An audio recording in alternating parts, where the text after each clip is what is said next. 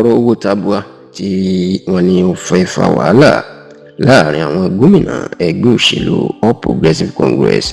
APC èyí tí ó fẹ́ mú kí wọ́n yọ alága wọn èèyàn gómìnà Hope Uzodinma ti ìpínlẹ̀ Imo. Ọ̀rọ̀ náà ó mà ti ń di wàhálà ó sì ti ń bẹ̀yìn yọ èyí tó jẹ́ kí ẹgbẹ́ òṣèlú alátakò African Democratic Congress kí wọ́n máa lérí kí wọ́n sì máa sọ̀rọ̀ kan máa pariwo wípé ìgbésẹ̀ táwọn gómìnà náà gbé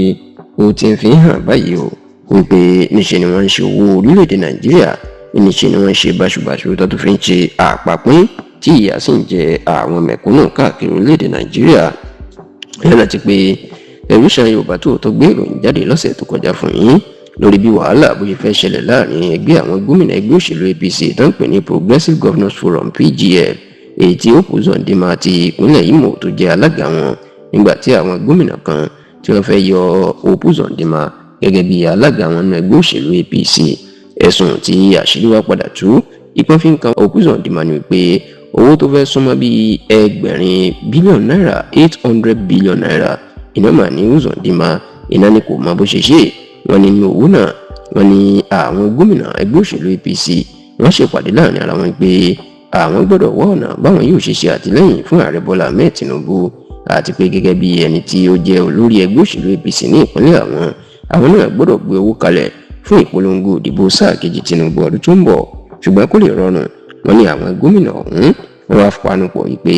gbogbo ìgbà tí ìjọba àpapọ̀ bá ti fẹ́ fún àwọn ní owó oṣooṣù táwọn fi ń ṣe àkóso ìpínlẹ̀ àwọn ìtàn pè ní monthly allocation níṣẹ́ ni káwọn máa yọ owó bíi bílíọ̀nù sílẹ̀ nínú owó náà lóṣooṣù kí àwọn máa dájọ́ sí àpò kan kí àwọn lè kó papọ̀ káwọn kó fún Tinubu láti fi ṣe àtìlẹ́yìn fún sáà kejì ẹ̀. ṣá o níṣẹ́ ni wọ́n láwọn gómìnà ní owó tí òǹkàlùkù àwọn táwọn ti ń dá ó ti wọ ẹgbẹ̀rin bílíọ̀nù náírà 800 billion naira. ṣùgbọ́n wọ́n nígbà tí wọ́n bi Hope Uzodinma léèrè owó náà níṣẹ́ ni wọ́n ló ní àwọn ti ná owó náà àwọn ti fi ṣe àwọn nǹkan kan tí wọ́n sì ní òrí àlàyé gidi ṣe. ilé ìlú mà bí ọ̀pọ̀ àwọn gómìnà nínú pé owó tó yẹ káwọn fi tọ́jú ìpínlẹ̀ àwọn táwọn ṣe báyìí táwọn adájọ́ ìní Uzodinma ni ó ní òun ti ná èyí tí kò rí àlàyé ẹ̀ ṣe tó jẹ́ pé ìdí èyí ìní wọ́n fẹ́ fìfẹ́ yọ tẹ́lẹ̀. ṣáò agbẹnusọ igbákejì ààrẹ àná lórílẹ̀‐èdè yìí ọ̀jọ̀gbọ́n Yẹmí Ọ̀ṣínbàjò yan pásítọ̀ Ọláolúwa Àkàndé òun náà tú àṣírí lórí ọ̀rọ̀ yìí. ó ní ọ̀rọ̀ owó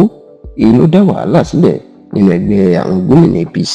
kódà ó ní gómìnà ìpínlẹ̀ Kwara ìyẹn gómìnà Abdulrahman Abdulrazak ó gbéná wojú Hope Uzodinma ó jẹ́ kó dìímọ̀ tó béèrè pé níbo ló wà àwọn wà báwo ló ṣe ṣe.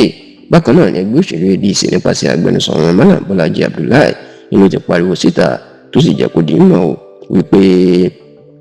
ó jẹ́ ìyàlẹ́nu ńlá wípé owó aráàlú ìlànà gómìnà náà ni wọ́n ń ṣe níṣekúṣe lórí ìdìbò ọdún tó ń bọ̀ tó sì ní àwọn tí ń wòye náà wípé owó sọ́bsidì tí wọ́n láwọn yọ tó ń fẹ́ fi ṣèlú ẹni ṣe láràlú ń jìyà tó sì jẹ́ pé òṣèlú ìlànà gómìnà làwọn fẹ́ máa fi owó ọ̀hún ni wọ́n fẹ́ máa fi ṣe.